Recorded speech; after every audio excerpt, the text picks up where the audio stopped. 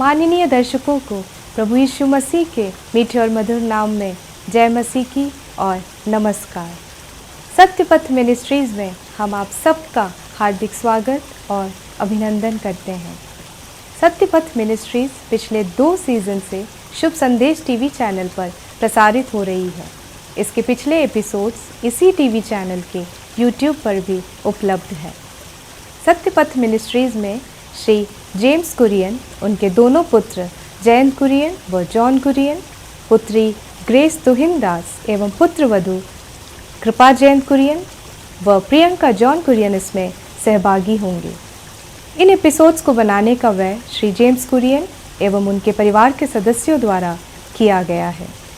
इस मिनिस्ट्री के प्रेरणा स्रोत श्री जेम्स कुरियन के पिताजी स्वर्गीय डॉक्टर टी.ए. कुरियन, उनकी माताजी स्वर्गीय मरियामा कुरियन एवं उनकी धर्मपत्नी स्वर्गीय लीला जेम्स कुरियन रहे हैं। इन्होंने अपने जीवन काल में प्रभु के लिए त्यागपूर्ण सेवाएं दी थी। उनके संस्मरण में हमने ये प्रयास किया है कि हम उनके द्वारा किए गए प्रभु की सेवा को जन जन तक पहुंचाएं। आइए हम इस कार्यक्रम को प्रार्थना के द्वारा शुरू करें। प्रभु, हम तेरा धन्यवाद करते हैं कि तूने हमें फिर से ये मौका और अवसर दिया कि हम इस कार्यक्रम को कार्य रूप दे सकें। प्रभु, हम तेरा अनुग्रह और तेरी आशीष को चाहते हैं ताकि परमेश्वर का वचन जगह जगह तक सुना जाए और जो कोई भी इस कार्यक्रम को देखे वो प्रभु को ग्रहण करे और उद्धार की आशीष को पाए। प्रभु यीशु मसीह के नाम से मांगते हैं, आमीन। परमेश्वर के नाम की महिमा हो। हम जो अभी गीत गाने वाले हैं उसके बोल हैं, मेरे खुदावन हो धन्यवाद।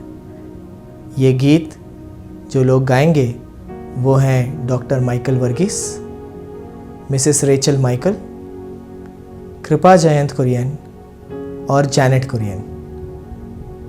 आइज़िया कुरियन इसमें कहोन बजाएंगे और जयंत कुरियन गिटार बजाएंगे। मेरे खुदावन हो धन्यवाद। आइए हम सब मिलकर गाएं।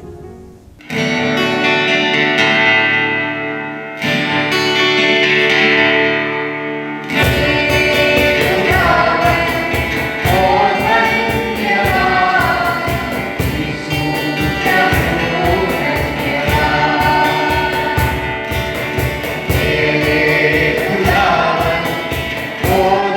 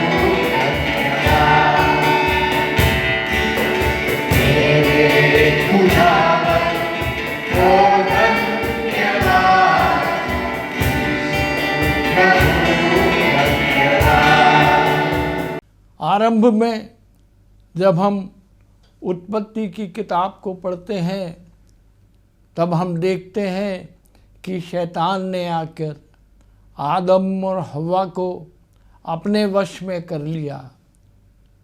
उसके कहे अनुसार उन्होंने आज्ञा का उल्लंघन किया और पाप का इस दुनिया में प्रवेश हो गया। परमेश्वर ने जब उनसे पूछा कि क्या तूने ये फल खाया है, तो उन्होंने जो जवाब दिया है वो हम देखते हैं कि वो एक दूसरे के ऊपर ये दोष को मढ़ने लगे। परमेश्वर ने देखा कि इससे कुछ हल नहीं निकलेगा, पाप से मुक्ति के लिए उसको दूसरे उपाय करना पड़ेगा। उत्पत्ति की किताब उसके 3 अध्याय के 15वें पद में हमको देखने को मिलेगा कि परमेश्वर ने एक प्रावधान किया है। वो प्रावधान पढ़ेंगे अपन। और मैं तेरे और स्त्री के बीच में और तेरे वंश और इसके वंश के बीच में बैर उत्पन्न करूंगा। वो तेरे सिर को कुचल डालेगा और तू उसकी एड़ी को ढसेगा। हाँ, यहाँ पर हम देखते हैं कि परमेश्वर का एक प्रावधान हुआ। स्त्री का जो वंश होगा और जो शैतान है उसके बीच में द्वंद्व होगा और वो उसका सिर कुचला जाएगा, शैतान का सिर कुचला जाएगा। उस स्त्री के वंश से एक पुत्र उत्पन्न होगा, वो उसके सिर को कुचल डालेगा और हमेशा वो उसके एड़ी को डसने का प्रयास करेगा। ये ऐसा प्रावधान परमेश्वर ने बताया कि उसका सिर को कुचला जाएगा और ऐसा प्रावधान परमेश्वर ने बताया। तो शैतान को ये पता लग गया कि परमेश्वर ने इस पाप की मुक्ति के लिए एक प्रावधान किया है, वो मसीह को इस संसार में भेजेगा। तो उसने प्रारंभ से ही षड्यंत्र करना शुरू कर दिया, साजिश करना शुरू कर दिया कि कैसे मसीह को, प्रभु यीशु मसीह को इस दुनिया में ना लाया जाए। उसको ये भी पता था कि इज़राइल के एक गोत्र से, यहूदा के कुल से, दाऊद की वंशावली से ही ये पुत्र जन्म लेगा। उसको ये सब मालूम था, शैतान को ये सब मालूम था। तो उसने तरह तरह की युक्ति करी है। पवित्र शास्त्र को जब हम पढ़ते हैं तो इन युक्तियों को हमको देखने को मिलता है। हम जब देखते हैं कि इज़राइली फिरौन के पास मिस्र में गुलामी की अवस्था में आ जाते हैं, संयोगवश वहाँ वो गुलामी की दशा में कार्य करते हैं। परमेश्वर ने उनको अनुग्रह किया, उनकी संख्या बहुत तेजी से मिस्र में बढ़ने लगी। धीरे धीरे वो मिस्र के सब जगह में अपना स्थान बनाने लगे। वहाँ के राजा फिरौन ने देखा कि ये जो जनता है, ये जो विदेशी हैं, ये जो इजरायली हैं, वो हम पर कुछ दिनों बाद प्रभुता करने लगेंगे, हमारे ऊपर बैठ जाएंगे। तो उसने एक युक्ति दिखाई।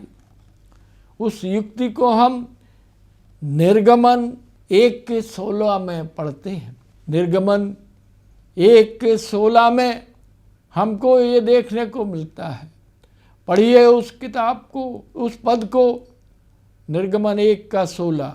जब तुम इब्री स्त्रियों को बच्चा उत्पन्न होने के समय प्रसव के पत्थरों पर बैठी देखो, तब यदि बेटा हो तो उसे मार डालना और बेटी हो तो जीवित रहने देना। यहाँ पर हम देखते हैं कि ये एक शैतान की युक्ति है। फिरौन के हृदय में, फिरौन के शरीर में शैतान ने प्रवेश किया है। उसने उसको ये युक्ति दी है, उसने उसको ये षड्यंत्र करने को कहा है कि जब भी कोई यहूदी नर बच्चा पैदा हो तो उसको ख़त्म कर देना, उसको इस दुनिया में प्रवेश करने नहीं देना। यदि कोई भी नर बच्चा है तो उसको मार देना, जन्म लेते ही उसको ख़त्म कर देना। शैतान ने ये युक्ति किया था। मगर हम देखते हैं कि ये जो स्त्रियां थी जो प्रसव कराती थी, उनके ऊपर परमेश्वर का भय आ गया। उन्होंने उस आदेश को नहीं माना जो फिरौन ने दिया था, और हम देखते हैं कि यहूदी नर बच्चों को मौत के घाट नहीं उतारा गया। ये एक युक्ति थी। फिरौन के मन में ये युक्ति डाली गई कि प्रभु यीशु मसीह का इस संसार में आना ना हो सके, उसका जन्म ना हो सके, इजरायली के जाति को ही खत्म करने की ये युक्ति थी। इजरायली प्रजा को ही नष्ट करने की, कुछ काल होने के बाद पूरी इजरायली कौम ही खत्म हो जाएगी, उनके नर बच्चे सब खत्म हो जाएंगे और बाकी जो बच्चे हैं वो बूढ़े होकर मर जाएंगे। ये युक्ति है, शैतान की युक्ति है कि कैसे प्रभु यीशु मसीह का जन्म पापों की उद्धार के लिए, मनुष्य जाति की उद्धार के लिए ना होने पाए। फिर हम आगे पढ़ते हैं, निर्गमन की किताब ने परमेश्वर के दिव्य चमत्कारों के अनुसार इजरायली प्रजा को अपने देश में जाने का आदेश हुआ। फिरौन के मन को परमेश्वर ने बदला। आरंभ में वो कठोर रुख अपनाया हुआ था। परमेश्वर के दिव्य चमत्कारों को उसने देखा, उसने अनुभव किया, उसने उसके द्वारा जो कष्ट उसको प्राप्त हुए, परमेश्वर की आज्ञा ना मानने के कारण उसको बहुत सारे कष्ट भी उठाने पड़े। और अंततः वो कहता है कि इनको जाने दो, हमको नहीं चाहिए इन गुलामों को, हमारे देश से जल्दी से निकल जाए। फिर हम क्या देखते हैं, निर्गमन की किताब 14वें अध्याय में हम देखते हैं 30वें पद में हम जब आते हैं, वहाँ पर फिरौन जो राजा है इज़राइल का पीछा करते करते अपनी सेना के द्वारा उनको अंत कर देना चाहता है। सारी प्रजा जो मिस्र से निकल गई है, अपने देश को जा रही है, वो उनका पीछा करते हैं और घोड़े और सवारों से उनके पास जो हथियार थे, सारे हथियार लेके शूरवीरों को अपने साथ लेके युद्ध कौशल में निपुण होने वाले योद्धाओं को साथ लेके फिरौन आया।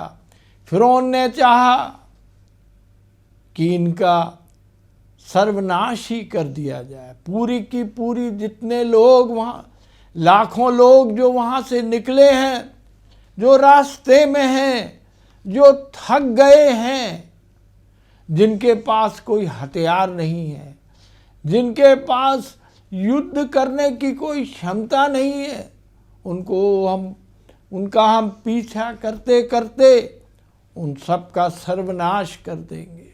शैतान की युक्ति थी। ये भी एक युक्ति है कि इज़राइल की जाति को ही खत्म कर दे। प्रभु यीशु मसीह इनके माध्यम से संसार में आएगा। यहाँ पर भी वो युक्ति करता है।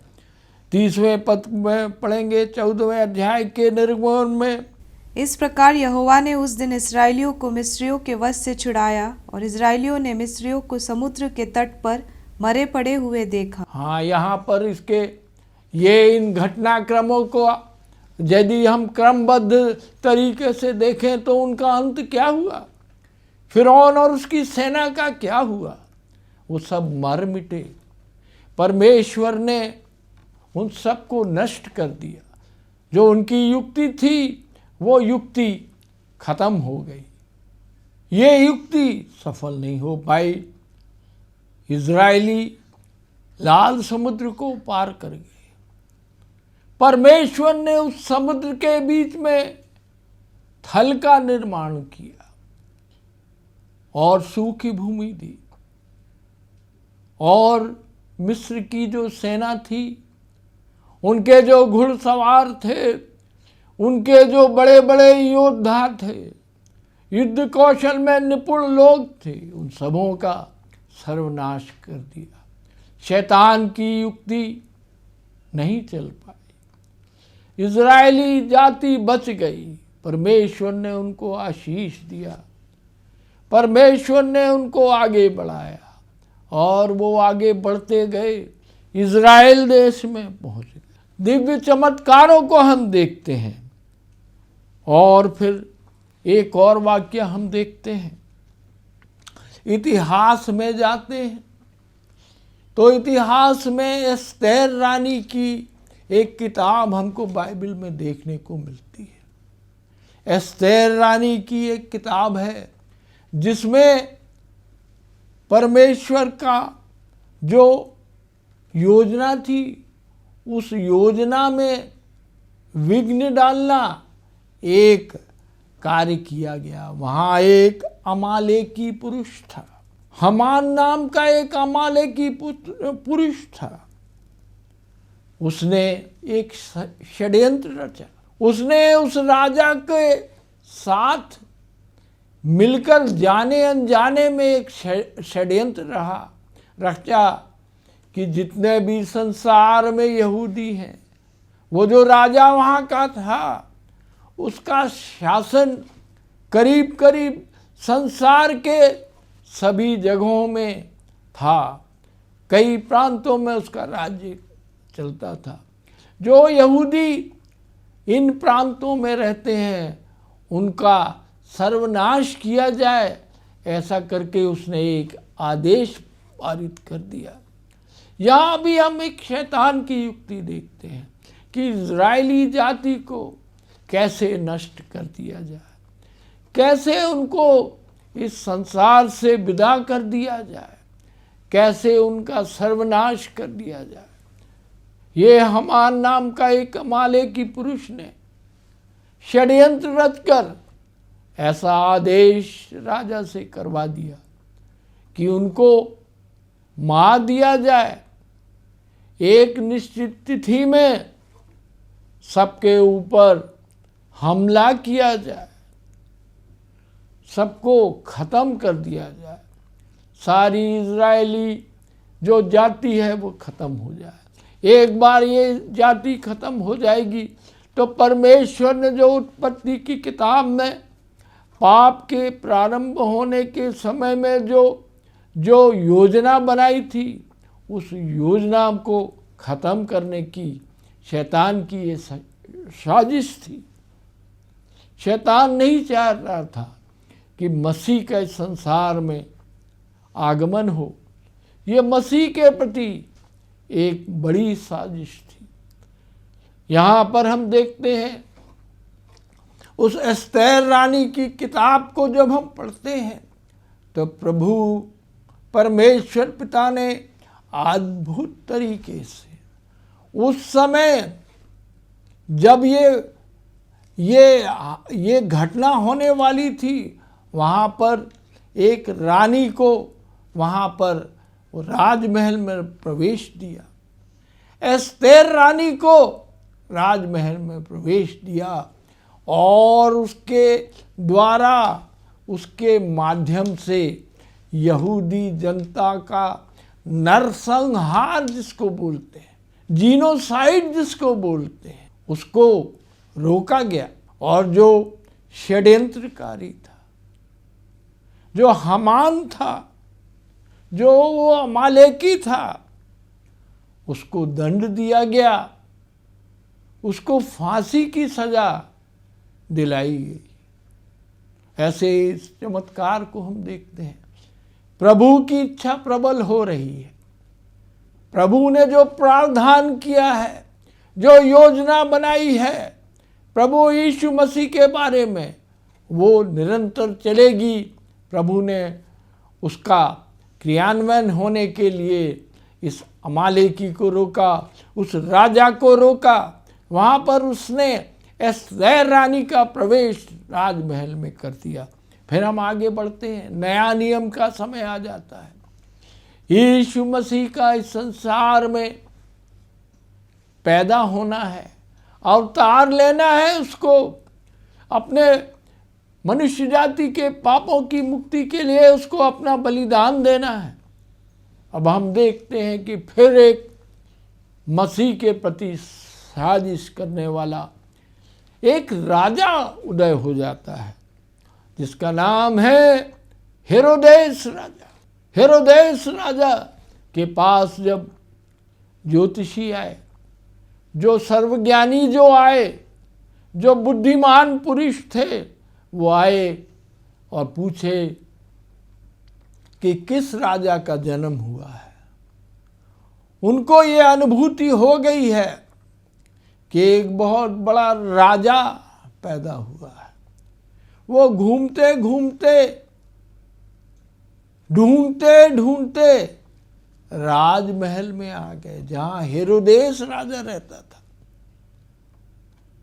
हेरोदेस राजा ने कहा, यहां तो कोई पुत्र का जन्म नहीं हुआ है, कोई राजा यहां जन्मा नहीं है, इस महल में कोई राजा जन्मा नहीं है। उन बुद्धिमान पुरुषों ने कहा कि यरूशलेम में, इस जगह में एक राजा पैदा हुआ है। वो इस राजमहल में नहीं है, परंतु वो पैदा हुआ है। तब हेरोदेस राजा ने उन पुरुषों से कहा कि जाओ तुम यरूशलेम में देखो कहाँ वो राजा पैदा हुआ है। उसने उनको ये बताने की कोशिश की कि मैं भी उसको जाके दंडवत करूंगा, उस महान राजा को, उस महान उद्धारकर्ता को, वो परमेश्वर के पुत्र को मैं भी दंडवत करूंगा। लेकिन उसके मन में एक गहरी साजिश थी, वो षड्यंत्र रच रहा था।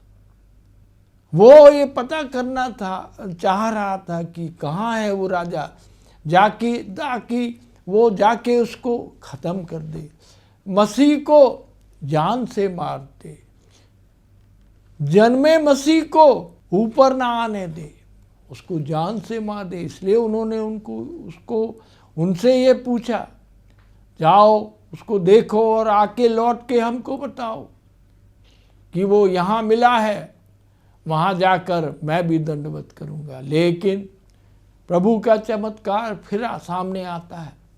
प्रभु ने उनको स्वप्न में दर्शन दिया कि जाके उस बालक को तुम दंडवत करो, प्रणाम करो, वहाँ पर तुम पहुँचो, लेकिन इस राजा के पास वापस नहीं जाना है, तुमको दूसरा मार्ग लेके अपने अपने देश को चले जाना है।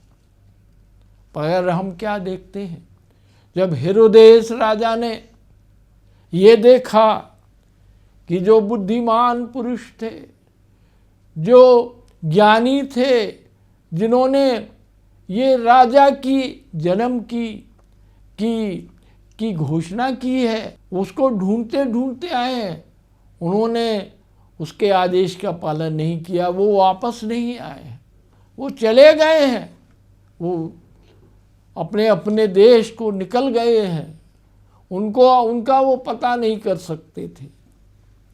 फिर हम क्या देखते हैं कि हेरोदेस राजा ने क्या किया, उसने एक आदेश पारित कर दिया, क्योंकि उन बुद्धिमान पुरुषों ने ये बोला था कि उस बालक का जन्म यरूशलेम में ही होगा।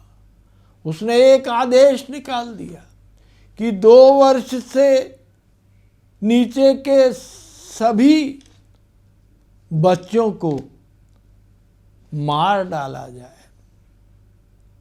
हम देखते हैं कि यहाँ भी एक बड़ा संहार हुआ। यरूशलेम में जितने भी बच्चे थे जो 2 वर्ष या उससे कम थे, सभी को मार डाला गया। फिर भी प्रभु यीशु मसीह को परमेश्वर ने बचाया, उसको मिस्र की यात्रा करवाया। यूसुफ और मरियम को परमेश्वर ने दर्शन देकर ये कहा कि मिस्र देश को भाग जाओ। हेरोदेस राजा इस बालक के प्राण लेने के लिए आतुर है और वो मिस्र देश को चले गए। प्रभु ने, परमेश्वर ने इस साजिश को भी नकार कर दिया। फिर आगे जाते हैं तो हम प्रभु यीशु मसीह की परीक्षा को देखते हैं। मत्ती रचित सुसमाचार 4 का 5 से लेके 7 पदों तक पढ़ेंगे। तब इब्लीस उसे पवित्र नगर में ले गया और मंदिर के कंगूरे पर खड़ा किया और उससे कहा, यदि तू परमेश्वर का पुत्र है तो अपने आप को नीचे गिरा दे, क्योंकि लिखा है, वह तेरे विषय में अपने स्वर्गदूतों को आज्ञा देगा और वे तुझे हाथों हाथ उठा लेंगे, कहीं ऐसा ना हो कि तेरे पाँवों में पत्थर से ठेस लगे। यीशु ने उससे कहा, यह भी लिखा है, तू प्रभु अपने परमेश्वर की परीक्षा ना कर। यहाँ पर हम देखते हैं कि शैतान ने एक अंतिम साजिश रची है। वो उसको मंदिर के कंगूरे से यानी चोटी से नीचे गिराकर नष्ट करना चाहता था, परंतु हमारे प्रभु यीशु मसीह को परमेश्वर ने बचाया। हर परीक्षा में, हर साजिश में वो कामयाब हुआ। हर साजिश को उसने नकारा है। प्रभु यीशु मसीह आज भी जिंदा है। हमारे पापों के लिए बलिदान होके फिर से वो जीवित हमारे लिए है। प्रभु हम सबों को आशीष दे, आमीन। हमको ये बताने में हर्ष हो रहा है कि इस कार्यक्रम में डॉक्टर टी.ए. कुरियन व मरियामा कुरियन के तीसरी पीढ़ी के सदस्य जैनेट कुरियन और आइज़िया कुरियन इसमें शामिल हो रहे हैं। हमारा ये प्रयास है कि हम इस मिनिस्ट्री को हमेशा आगे बढ़ाते जाएं, क्योंकि उनका सपना था उत्तर भारत में प्रभु का प्रचार जोर शोर से हो। उन्होंने अपना जीवन इस कार्य हेतु पूरी रीति से अपने गृह प्रदेश केरल को छोड़कर काफ़ी कठिनाइयाँ उठाकर उत्तर भारत के विभिन्न स्थलों में प्रभु की सेवकाई पूरे 6 दशकों तक ही है। इस कार्यक्रम का प्रसारण हर शनिवार शाम 5 बजे से 5:30 बजे तक इसी टीवी चैनल पर किया जाएगा। आप सभी से विनम्र निवेदन है कि आप सभी इस कार्यक्रम को देखें एवं आत्मिक लाभ उठाएं। आइए हम इस कार्यक्रम को प्रार्थना के द्वारा समाप्त करें। प्रभु, हम तेरा धन्यवाद करते हैं कि तूने हम सबों को इस कार्यक्रम को करने के लिए शक्ति, प्रेरणा और सामर्थ्य दिया। प्रभु, हम इस चैनल के संचालकों का भी धन्यवाद देते हैं जिन्होंने हमें इस कार्यक्रम को करने के लिए पूरा सहयोग किया। प्रभु, जिन्होंने भी इस कार्यक्रम को देखा वह उद्धार के अनुग्रह को प्राप्त करे, वह अनंत जीवन के भागीदार बने। हम प्रभु तेरी अगुवाई के लिए भी प्रार्थना करते हैं। प्रभु यीशु मसीह के नाम से मांगते हैं, आमीन।